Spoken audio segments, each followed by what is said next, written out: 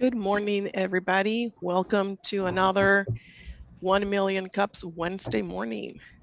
I am Maria, and I'll be your MC today. The Kaufman Foundation, it supports our mission on 1 Million Cups.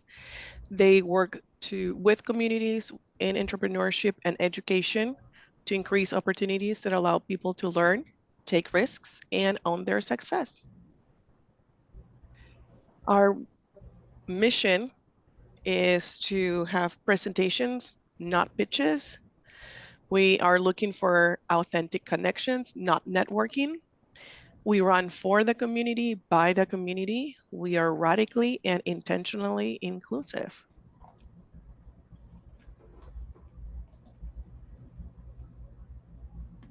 We like to welcome new visitors. Let me look. I think Wesley Little, you're new to us this time around. Yep. Good morning, everybody. Please introduce yourself, your name, the name of your company, and how you heard about us. Yeah, absolutely. Name is Wesley Little. I'm the technical founder of a company called Society. So it's SOCYID. We are building an application for real world integration, meaning you take people meet online, whether it's through your service provider, you're meeting a mechanic from next door, you're trying to buy something off Facebook Marketplace, you met somebody on a dating site. Taking those online connections and bringing them to the real physical world is where that gap is. So as you know, we see a lot of crime when it comes to people meeting online. We see a lot of scams when it comes to people meeting online. You show up and you're hoping for the best. So we want to take that hope and translate it into an actual trust layer. And so that's what we're doing. We're building an application that takes that off that online connection and safely integrates it to an online interaction, or I believe my last offline interaction. My background in doing that, I was the national director for the If You Something Say Something campaign, spent 13 years in law enforcement as an agent. So, you know, we're coming in from the perspective of, hey, seen this at a national scale, trying to improve this problem, experienced this problem myself in college, trying to buy a laptop online. So we have a lot of passion for it, and we're excited to be doing it. And then somebody just kind of told me, hey, maybe you should look at 1 Million Cups. They've got a good opportunity to kind of meet fellow entrepreneurs, and so I said I'll go for it. So here I am. Welcome. Lola, you're a new visitor today. Hi, everybody. Yes, thanks for having me. I'm Lola Lombard, and I am your personal curator. I have a business called Curated by Lola, and we do home organizing, layout, and custom design for best function in your space, and art and archival services. So whether it's collections or it's family documents and things that you've inherited, sometimes suddenly, I'll help you go through them and turn things into functional and artistic things. And how do you hear about us?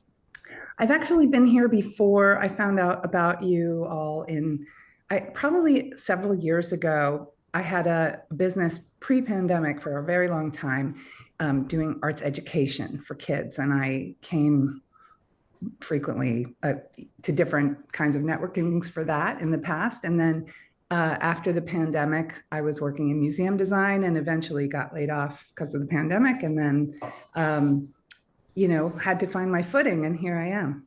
So with this Welcome. new business. Do we have anybody else new? Okay. So please use this QR code to check in. We are looking to increase our numbers and participation. You can just scan the QR code.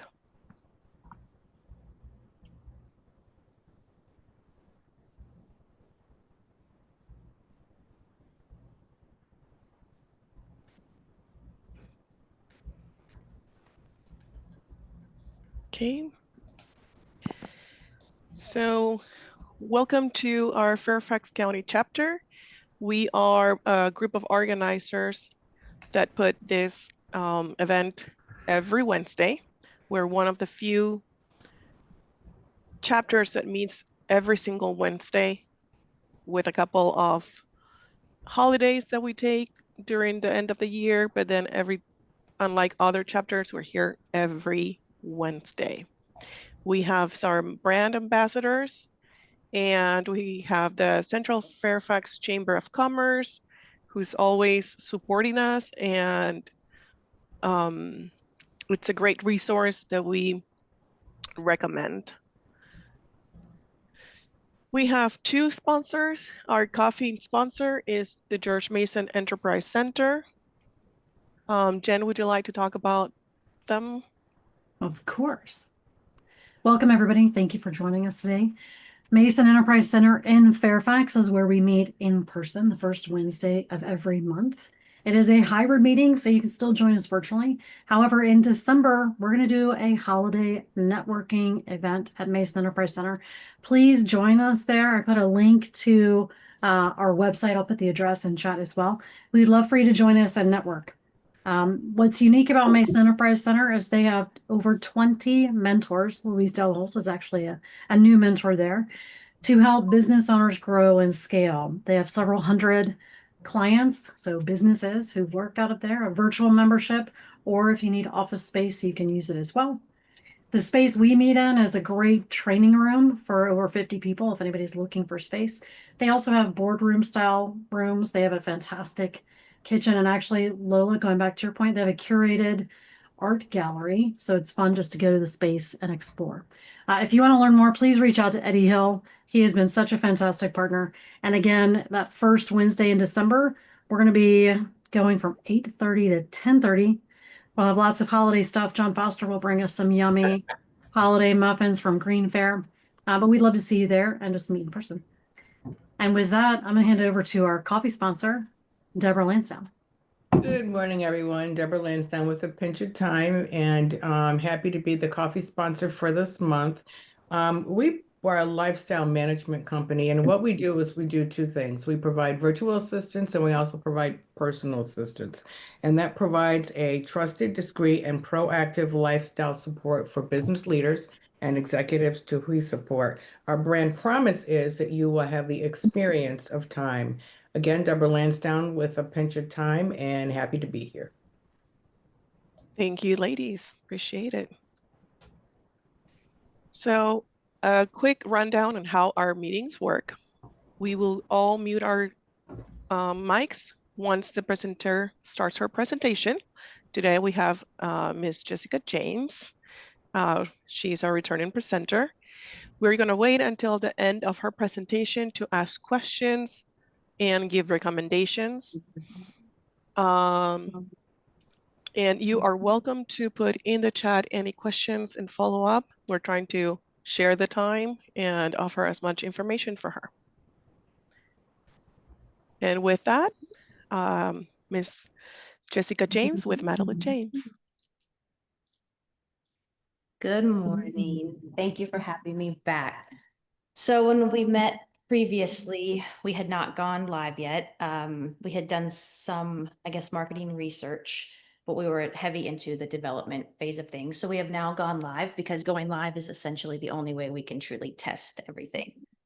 And we have partnered with a great marketing company. So we are running our paid ads now, social media marketing. We are podcasting and doing a luxury bag giveaway to try to attract audiences. We have completed the frequently asked questions and the Learning Hub. We have posted some how-to videos. We have had guest bloggers, and Jen has helped start our own personal podcast. We have started a bulk mail or EDDM campaign that should go out in the next 2 weeks. We are looking forward to some upcoming holiday events that we will be hosting up actually in the Nova area. We have launched a bi-weekly newsletter, and I think I mentioned blogging already. We are currently working on collaborating with influencers. That's a tricky part. that we are looking into and digging into further now, and partnering with consignment stores. And like I said, Jen is getting ready to launch our podcast, as well as we did engage with a company who is helping us podcast and collaborate with others. And we've had four interviews with sellers so far, and we will be doing more of those. But yeah, in the last few weeks, we've been heavy on marketing while the developers kind of finish up phase one, so to speak. And just maybe for new folks, if we want to walk through the next couple of slides, we can just give them context on what Madilyn James is. And then based on what Justice shared, we'd love to get feedback on what might we be missing. Madilyn James, so it's an e-commerce platform for resellers, creators, artisans. So if you're familiar with Poshmark, Etsy, the Depop's, Real of the world, we're kind of looking at all of those and combining them into one entity, so to speak, so people aren't having to go different avenues to sell different things. They can come to Madilyn and sell whatever it is they need to sell, or obviously shop and buy.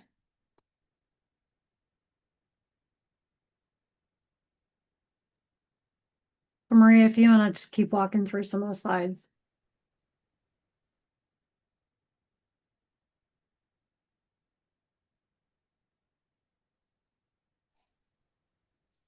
Do you want me to continue?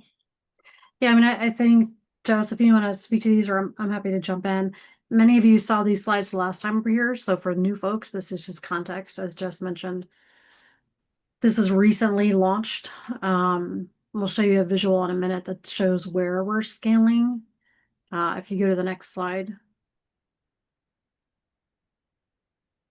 Jess, do you want to speak about sort of differentiators for Madilyn James and what we're trying to solve? Yeah. So as I stated, depending on what you want to sell online, currently you have to go to different sites. If it's a luxury handbag, you may go to the Real. If it's an everyday outfit, you might go to Poshmark.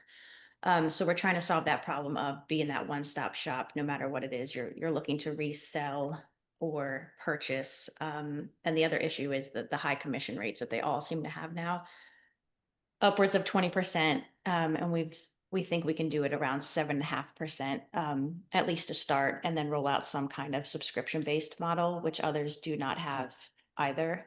And then the last piece was that sense of community and customer service that is lacking on all of the platforms.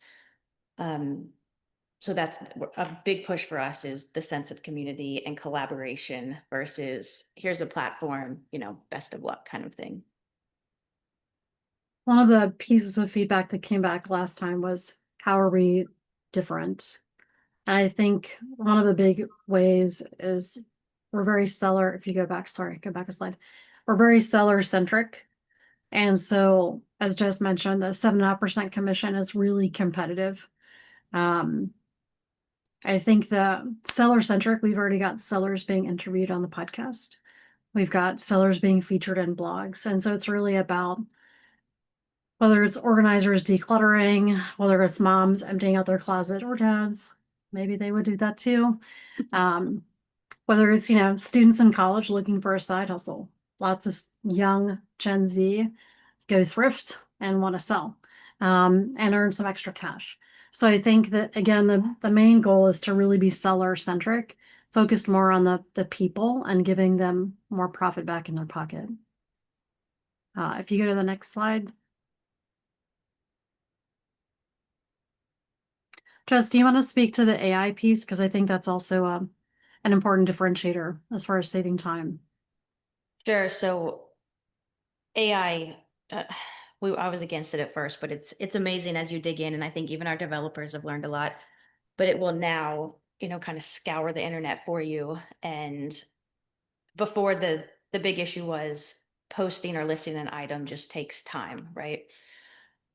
And now you can simply show a picture and it will describe your item and basically complete the listing for you. And that's the direction we're heading. So it's a time, you're saving that time that people typically don't have to list their items. So you post the picture and it completes the entire listing for you. It even prices it out based on what it's finding those similar items are going for on the internet. And that's where we're headed. Currently, it does a description for you. It prices it for you. It even suggests, you know, a minimum price that you should accept. But we're hoping in the very near future, someone can simply say, I want to sell this, post that picture or two, and it will complete the listing for them. They approve it and they can move on to the next. Next slide.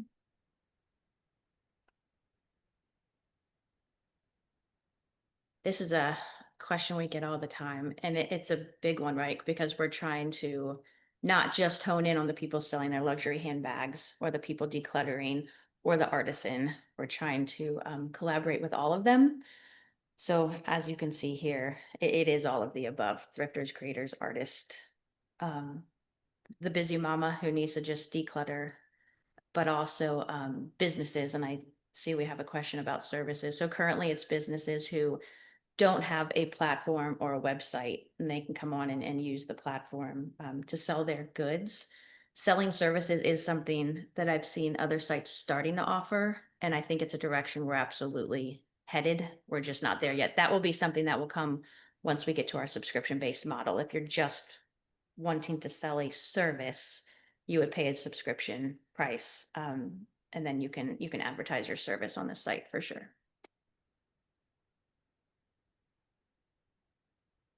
I think the next slide just shows some of the pieces just mentioned earlier. So if you just click through slowly, just mentioned we're doing Google Ads, social media marketing, just has 48 podcasts being scheduled over the next 12 months with lots of different platforms. I think, Jess, how would you describe the mix of podcasts? They're actually cool because it's people professional organizers who don't know what to do with the stuff when they clean out for someone and they say, get rid of it for me. It's podcasts are some just, again, busy moms, busy dads, busy parents. We have this stuff that we need to get rid of, or we're looking to make a little bit of extra money. And then some are very just business based in how you get it off the ground if you don't want the expense of a website and marketing and all that. And we do have a student blogger from Parsons, just mentioned earlier. So making it really tangible for those who may not be familiar with EDDM, every door direct mail. We're doing a targeted mailing over the next couple of weeks in McLean, Great Falls, and then around college campuses in the Blacksburg, Roanoke area. We were in McLean Living Magazine as a feature article. And one of the recommendations the group made was to collaborate with consignment stores. So that is on our list as far as next steps. We have launched a bi-weekly newsletter, and we do have a few influencers, but we need to focus more on that and build out a specific strategy. One thing that's cool is if you look on the right at that map, that's where we have a lot of our traffic from. So even though it's concentrated here in the DMV, you can see sort of a slowly growing national footprint. Which is great. I mean, SEO is really helping, but it's only just started, so it'll scale more. One of the other pieces of feedback was to target more Gen Z feel. So one of the influencers see on the right there, I forget how many followers she has, like 100,000, but she came to one of our events and is listing on our platform. So I know that's one example, but that's how you start. So I think we can probably skip the next slide. It's just competitors. We've talked about Facebook Marketplace, Poshmark, RealReal, etc. But this is sort of the feedback we're looking for is what have we missed? What do you guys think? What questions do you have? And we'll transition now into Q&A just to keep us on track. So I'll be moderating. John Norris raised his hand 5 minutes ago, so I'm excited he's re-raised it to ask questions and jump in. John? First, I have to get off mute. That's the hard one. I'm just curious with your long-term strategy. I understand it sounds like you're going to kind of do a promo of this 7.5% if the industry is 20. And and again, I'm not part of your business, but that's leaving a lot of revenue potential. Is long-term even at 15 enough to undercut your competition, but not yet run, because you're going to try to offer better customer service and things that I'm assuming have a cost, and you don't want to obviously make your margins so thin that you're just not making any money. Mm-hmm. That was just my thought.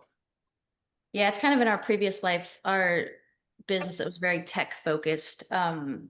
We started out with very competitive rates, and it's that idea of as you get them, hooked on the drug, so to speak, then you apply your increases over time. But as I stated, this is kind of a promotional commission rate to get people, drawn in. And we'll extend it as long as we need to. And then at some point, roll out the subscription-based models. And then that commission will be based on which subscription they choose. And we have I guess, a promotional guru who has been working on this for like 6 months now. And so we run the numbers, and it's actually a good friend of Jen's who he's a genius. And he'll make sure our margins are great.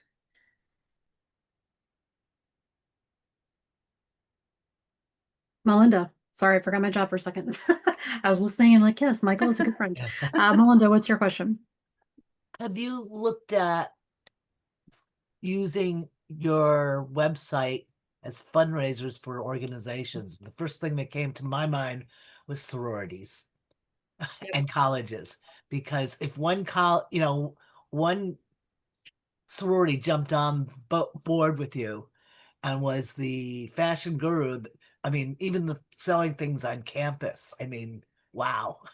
There would be a whole option to do that. And you could also look to high schools in Northern Virginia and do some tests, because they're always doing fundraisers as well. Yeah, you're thinking exactly the same way we are. We have been pondering the college campus route for a long time now and how we get in with sororities. So absolutely, yes. We're I have a trying. list of sororities I'll send you Oh, that would be amazing. with the national and all the yeah, I'll send it. Perfect. And yes, a big part of Madilyn will be giving back. It's that community focus. And so that's what Jen and I are working on now. Once we get launched and we're on, I guess, steady ground, we're going to kind of be choosing some nonprofits that we can support. Thank you for that. Deborah. Good morning. Hi, Jess. Nice to Hi. see you. And I do have to say, just personally, that AI interface is a game changer. Yes. It absolutely is. And I think that's something that you guys are really spot on. But a couple of questions that I have just in getting the word out there very quickly. I don't know if you're planning on doing any commercials or looking at that from that perspective. And also, my question was, and I didn't see if you were on TikTok or not. We are. Yes. Okay, yeah, okay, because that would be a fantastic way, especially I'm speaking of the generations that are my granddaughters, that are Yes. also very avid consumers, but they're on TikTok and those types of mediums. And love to be able to talk to you about getting into the University of South Carolina, which is where my oldest granddaughter is, and she's on the dance team there. So she does have a bit of influence and contact. I would love that. Yes, we're on all the social media handles. I'm actually not even on TikTok, but yes, I've been told it's huge for this market. So we are definitely there. I would love to talk to you about South Carolina, and I'll let Jen speak to commercials. That's I mean, I think for those of us who maybe aren't streaming all the time but still watch TV, there's definitely TV ads. If that's what you're talking about with commercials, I do think there's space for that. I think we need to do some more research, but I do like the way storytelling unfolds for competitors through commercials. So I think the storytelling piece is big. And I think as we get more sellers and stories, that should be an avenue we pursue. It is an expensive one though, which is why we haven't yet. John Rittenberg. The magic meat I was button. having the same problem as John Norse. John, I'm in the same buying category. I've already said that to Jessica. Um, so I think my question is, what is your bigger problem, attracting sellers or buyers? Because you asked about awareness in your challenge question, and to focus the group on that, because we could talk AI all day. I'll come back to that. But what is your bigger problem? Sellers or buyers? And I know you need both. yeah, I mean, you want the inventory, so sellers, right? That's who we want to grab first, in my opinion, and then the buyers will come. And what are the current actions you're using to attract the sellers? So we contracted with a marketing firm. So they're doing all the social media posts and content, the blogging, the newsletters, the podcasts, the events. What am I missing? EDDM will be a really Yeah. interesting one. So, and that's going to go to 20,000 households, and we'll have a QR code to track how that's generating. But that's marketing to buyers and sellers. I'll So get that. once we get those bigger campaigns to track what's working, yes. Right. But the organizers, for example, okay, which is Mm. different than us homeowners, households who buy and sell. That can be very tactical, I would think. What are you doing to find the association of, organizers, if you will? Because we run into them all the time. Yeah, I'm glad you brought that up. I actually spoke at the Professional Organizers Association a couple years ago. I need to reach out and see if Lola's we in the can. room. I'm sorry to Yeah. interrupt, but I'm sitting here looking around, and I we know. just have a new person who's Who's going to help us? she's probably a plant. Yeah, you're talking about NAPO, Yes. National Association of Organizing Professionals. Mhm. Excellent, because that's a different set of actions than going after the 20,000, which is equally important. Totally. Yeah. Okay. Good. Well, I think for most people, it's generating a new revenue stream, right? For boutiques who don't have a website, this could be it. It's low maintenance. They don't have to go build a website. They can build a boutique on the platform. Louis. Yeah, quick question for you. When you're going after those boutiques that don't have a site, are you going to white label it for them, or is it going to be um, on your site, but it won't have any reference to their brand or their products? How is that going to happen? That's one question. So to think about it, I don't know if you need to answer it here, but the second one is, um, I'm thinking if you want to, this sounds a lot to me like a marketplace. Am I saying, okay? So obviously for marketplace to be successful, you got to have products, right? So otherwise, and I know you're going after the 20,000 for both, but there are folks that also do state sales. Mm-hmm. They'll come in and they'll do an inventory and put that out in the market. I don't know how they do it with regards to, I'm sure they have their own process, but I wonder if that would be a good target for you to go and say, hey, put it on our site, and you'll get more eyeballs, more sales, whatever that is, right? So Yeah, that's a maybe you great want to thought, consider that actually. as well. So That's a great thought. And actually, white labeling is on our, I guess, developers' to-do list. So currently they would just be on our site, but yes, they will be able to white label. And the boutique has a storefront where you can upload images, you can upload your logo, you can name it. So although it's on the Madilyn James platform, which you see, a boutique can be unique to a seller. Great question. Melinda. When John was talking, it got me thinking, because you were talking about, the sellers or where you want to focus. And I was also thinking, if you're ready to start putting continuity programs together or something, if the sellers can bring you buyers and bring you lists of their customers, that will be a really quick way to be gaining more people that are on the other side. But maybe you can put together some kind of promotion or contest with all of your sellers saying, if you do this, we'll give you that. And you can come up with different types of things that you can give back to them. I come out of the promotion arena for the first 15 years of my career, so I think very promotionally. I like it. Yeah. And if you need some thoughts on how you would set something like that up, I'd be happy to just share. Amazing. Thank you. Thank you, Melinda. Simon. Yes, question is, are you going to be validating any of the buyers? I mean, not the buyers, the sellers, like the product they might be selling, a fortified and like bags, and because you're going to be in the middle, right? Maybe have some kind of legal kind of FAQs or whatever. To be very careful. You have nothing to do with the buyer sellers, right? Correct. And it'll go through the whole authentication process and all that stuff. Yep. Perfect. Thank you. Yep. John Foster. Thank you. Well, I certainly think this is a needed service out there. One of the things that struck me, and is just because I've seemed to be end up following them, are minimalists or people that are looking to get rid of stuff. And this to me is a tool that potentially could be huge for that market because so many people struggle with that. Absolutely.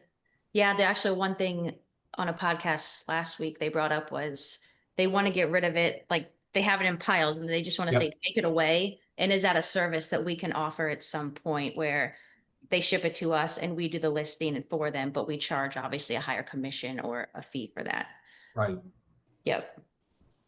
Okay. And ThreadUp is a good example of a company that does that. You ship it, but you don't get a guarantee that it's going to be worth much. It's however they value it. So, but we definitely have talked about it. I think it's a great point. Thank you for that. Wesley. Yeah, hold on. I'm trying to put my camera on. So I apologize. So obviously new guy here, right? So I'm just speaking up.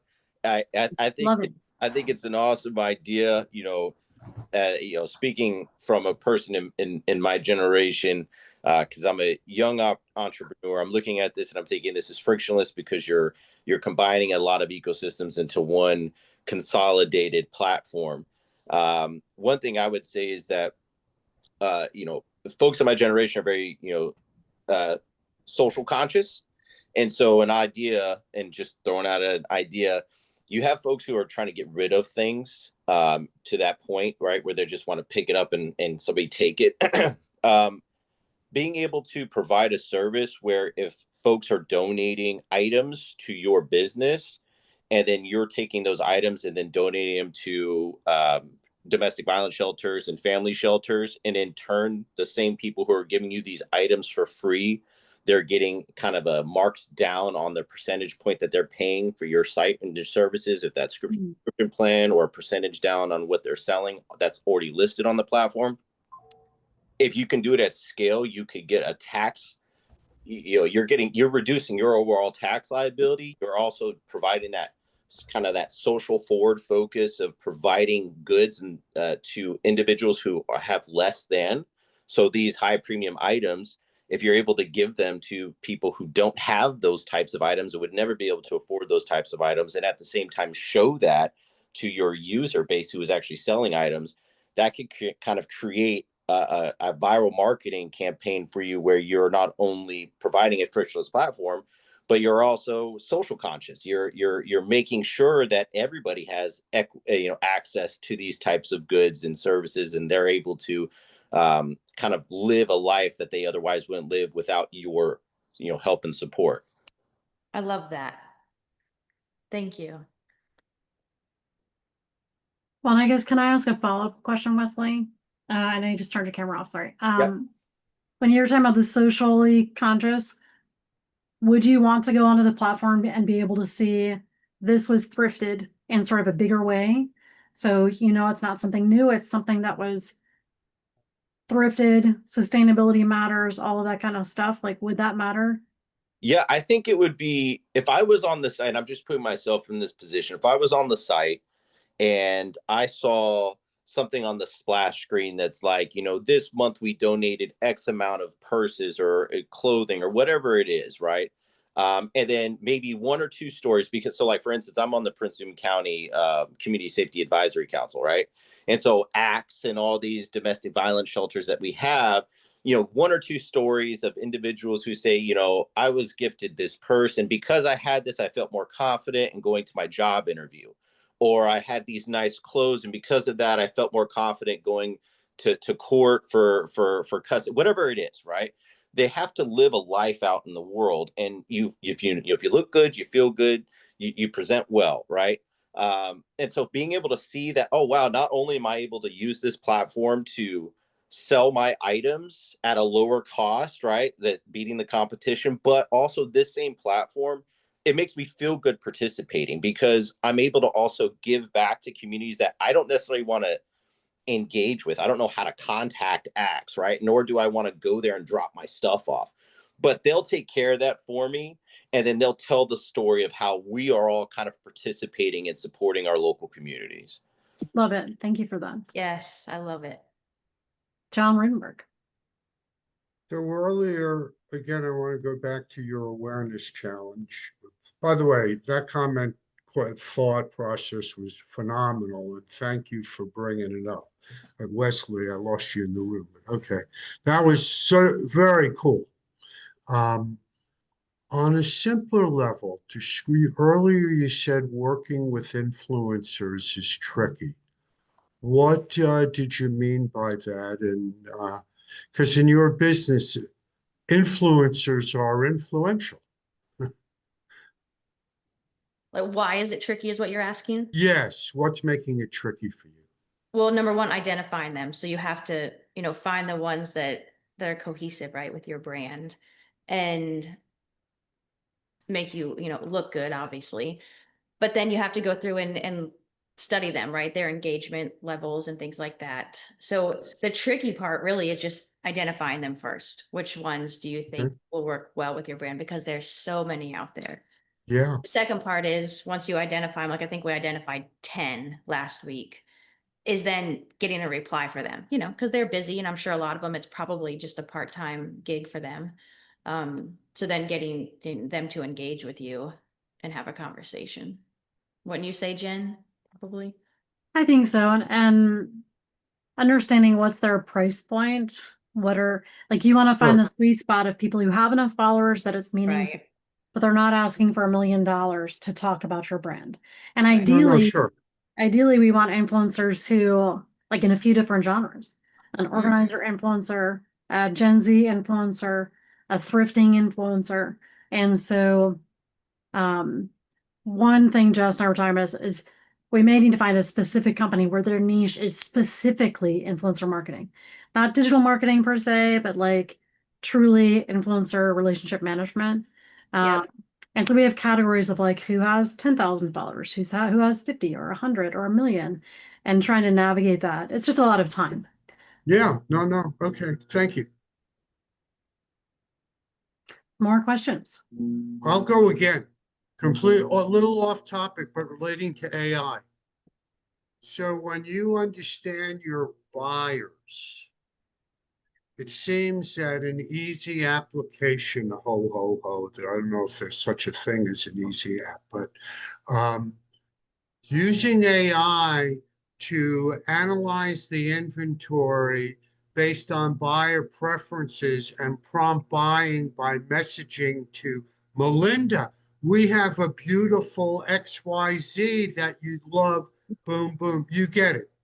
Yeah, and actually, when I was speaking to you earlier, I was speaking more to how AI is going to help the sellers, but on the buyer part, it's huge because we're going to eventually have Maddie, who is your shopping partner, Yeah. and she will introduce things to you on the site that she thinks you'll like based on your shopping patterns. And that is something we're seeing other sites do just in the retail world in general.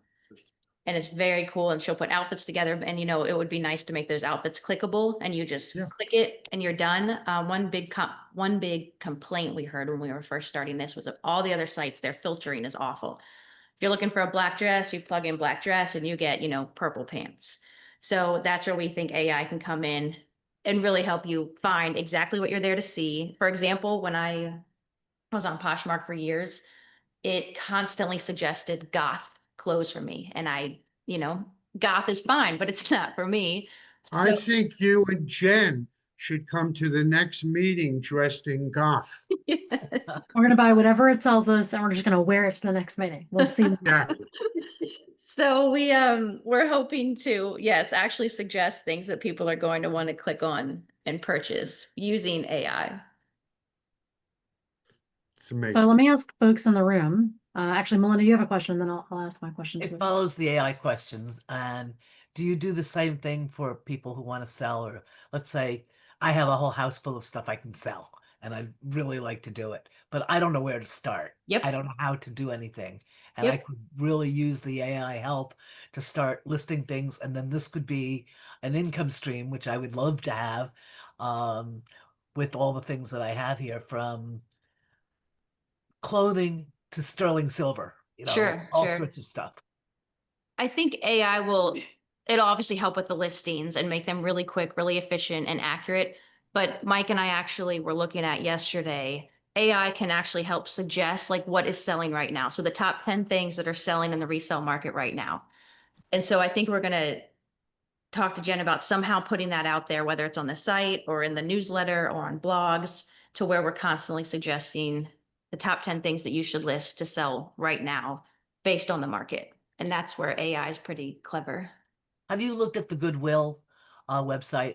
Yep, sure have. Because that's what what you just said reminded me of. Yep, I sure have. Okay. Thank you. Lola. Hi, I love your idea, especially as a person who goes to people's houses and winds up donating their stuff. Yep. But when I went to your site last night, I took a good look and I had two things that I was thinking of. One was that I didn't get a strong impression that if it was for fashion, that the site personality did not exude a stylish vibe to me. It was a basic business vibe, but it didn't have it didn't tell me who Maddie is. If Maddie is going to be helping you. And I think that might be something to consider, fleshing out Maddie's personality and then injecting that into your graphics on the site itself. Okay.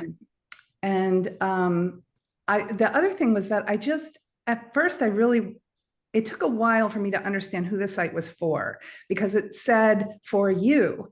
And it was, that's a very big pool of people. And I thought that it took a while to dig in and figure out that it was for the individual that likes fashion or that has too much stuff. And then when you're saying that it could be for services soon, or it could be for silverware, I think it would be great to have more just clear speaking terms of what it is. We're looking for the messaging. Objects, trendy clothes, like things that you think would sell, but just be a little bit more clear, because as the user, I wasn't sure exactly who you were speaking to and exactly what you wanted from me. That's been one challenge. Organizer, I have that problem. I have to look at this stuff and figure out which thing goes to which donation place and why, or if I can donate directly, how. And that's a lot of work on my end. And the other thing is that I don't want to store it. I don't have a place to store everybody's stuff, and a lot of stuff goes through my hands. And so I really think about, my client would prefer that it go either, first preference is value, and second preference is that it go to someone who needs it. But there is this issue of what happens if it doesn't achieve those things. And that's a huge problem, especially in sustainable fashion and goods. A lot of stuff does wind up junked. And so maybe there's a whole way to speak to people who might get it at a different rate, but they can remake it. So it's like a whole other audience that you might want to speak to it. I know this is extra, but I'm just telling you from the sustainable world that I live in. I also do sustainable fashion design and graphics and things. So all these things are in my wheelhouse. And these are the things that I thought of when I was visiting your site. But overall, I think it's great and it's exciting. Thank you. Thanks, Lola. Lola, I feel like we have 3 things or 4 or 5 things we're going to reach out to and be like, so. Thank you for that. Seema. Yeah, so one question, a suggestion is, a lot of folks I've been hearing from who are selling on Amazon are not satisfied because of the cost. I think you might want to look at those sellers and see if you can bring them on your site and have it cheaper, because a lot of people are not happy with the pricing on the Amazon site. And that's the challenge, right? Like, how do we reach those top Poshmark sellers? How do we reach those Amazon sellers that aren't happy? Well, you have AI on your site. Yes, I'm telling you, you need to start using it and start reaching out to them. Yep. There's always be creative. So, yeah. Thank you, Seema. I appreciate it. John Norris, back again. That's right. Back again. By popular demand. You got to add that. That's right. By popular demand, John That's Norris. right.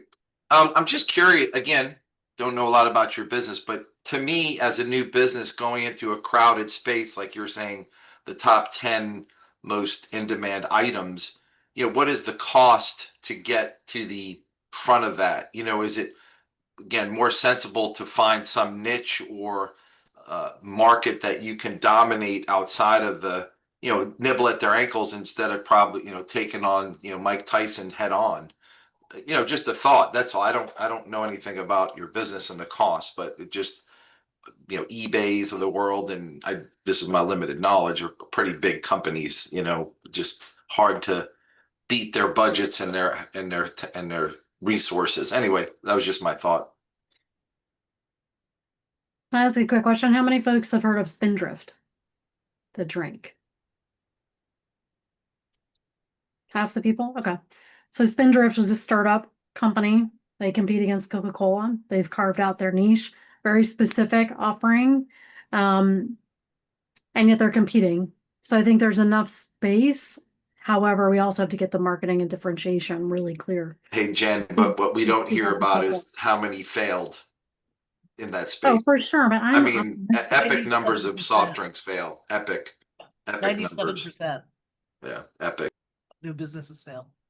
God, you guys are going to make me cry. All right. Thank you for the support. Wesley.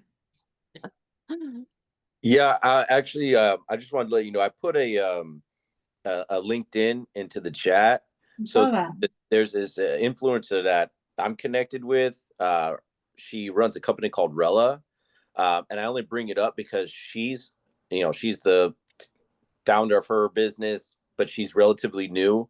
So if you're trying to capture influencers that aren't necessarily at that high capacity volume where they're going to be charging enormous amounts of money to put in small amount of content, she's connected with influencers who are trying to get their channel started, so that that's kind of a lower volume. Yeah, you're getting less followers, but it's still a manageable price point, I think. I mean, I don't use her, so I'm not trying to. This is not a promotion to advertise for. I respect the work that she's done, because she's done it all on her own, and she got to her pre-seed phase all on her own. And so kind of like what we're trying to do here, just start our businesses. But she is focused on that niche market, kind of how you are, where it's specifically influencers are really trying to get their growth going versus those who are already working on that viral growth or on the decline. So just that's awesome. Thank you. A resource for you to look at. And then the second thing with the AI, right? So I think implementation of AI is great. Obviously, it's just LML, right? It's just learned language model. So you want to, as you're working towards integrating artificial intelligence, especially when it's scrubbing, because that's essentially what it's doing. It's scrubbing your site for specific keywords and phrases that match descriptions. I'm not sure what AI tool that you're using, or if you've kind of developed your own, but it's a good idea to make sure, to your point where you kept getting those gothic type clothing, right, assigned to you. Yes. It's a good idea to make sure that you are continuously giving it prompts that are controlled, because as your users go into this system and they're typing in various prompts, the language can start to get confusing, start to hallucinate and give you random things, hence the gothic clothing. So you want to have controlled prompts that you're running through to make sure that it's kind of staying in line with whatever your products are. So whatever tool that you're using, I just would recommend, because I use AI in mine as well, right? And it can get specifically, we're looking for flags and messages, but you want to make sure that you're educating it. So it's a good idea to bring that to the forefront, giving it controlled prompts with specific description of items. So that way, when people or other items that are like, it still knows what it's looking for, not hallucinating. Awesome. Thank you for that. Yeah. I'm going to ask Maria to share the slides again. If folks have other questions or thoughts, or if you did not get a chance to introduce yourself in chat, please make sure you do so. I will also in a moment download the chat and put it in as a Word document for folks who maybe are on the phone or didn't get a chance to, or can't save the chat. So thank you again, everybody, for all of that feedback. Lower Wesley's hand. So Maria, once you're ready.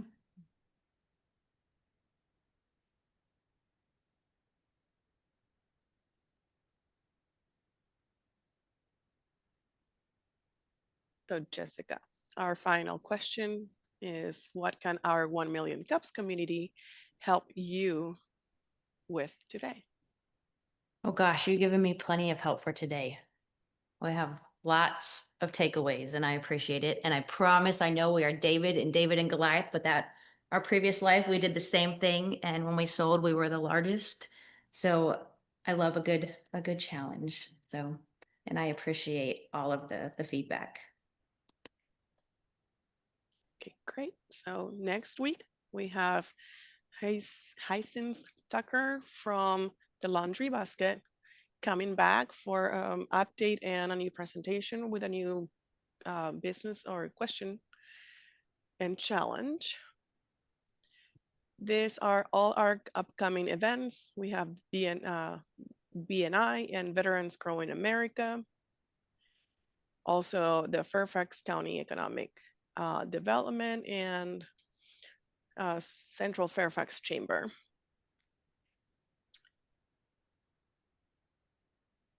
We are very blessed to having our December and the rest of November presenters already filled up.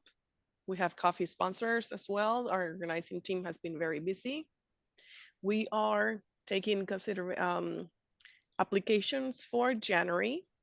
Our first meeting for a hybrid is already taken up, but we have 3 other dates for our virtual meeting.